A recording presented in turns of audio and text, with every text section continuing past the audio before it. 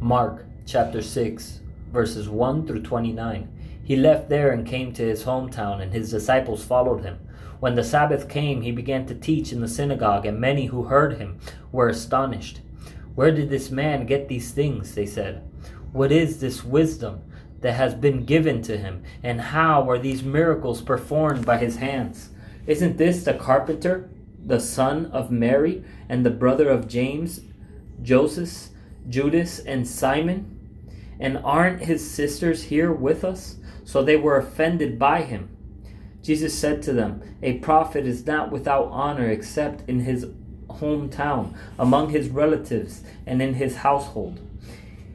He was not able to do a miracle there, except that he laid his hands on a few sick people and healed them. And he was amazed at their unbelief. He was going around the villages teaching.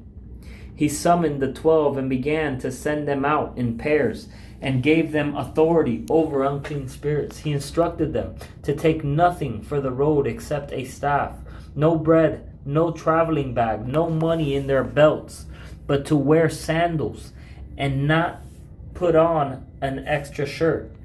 He said to them, "Whenever you enter a house, stay there until you leave that place.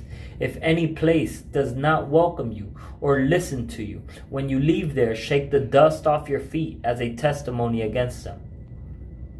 So they went out and preached that people should repent. They drove out many demons, anointed many sick people with oil, and healed them. King Herod heard about it because Jesus' name had become well known. Some said, "John the Baptist has been raised from the dead, and that's why miraculous powers are at work in him." But others said, "He's Elijah." Still others said, "He's a prophet, like one of the prophets from long ago." When Herod heard of it, he said, John, the one I beheaded, has been raised." For Herod himself had given orders to arrest John and to chain him in prison on account of Herodias, his brother Philip's wife, because he had married her. John had been telling Herod, "It is not lawful for you to have your brother's wife." So Herodias held a grudge against him and wanted to kill him, but she could not, because Herod feared John and protected him, knowing he was a righteous and holy man. When Herod heard him, he would be very perplexed, and yet he liked to listen to him. An opportune time came on his birthday when Herod gave a banquet for his nobles, military commanders, and the leading men of Galilee.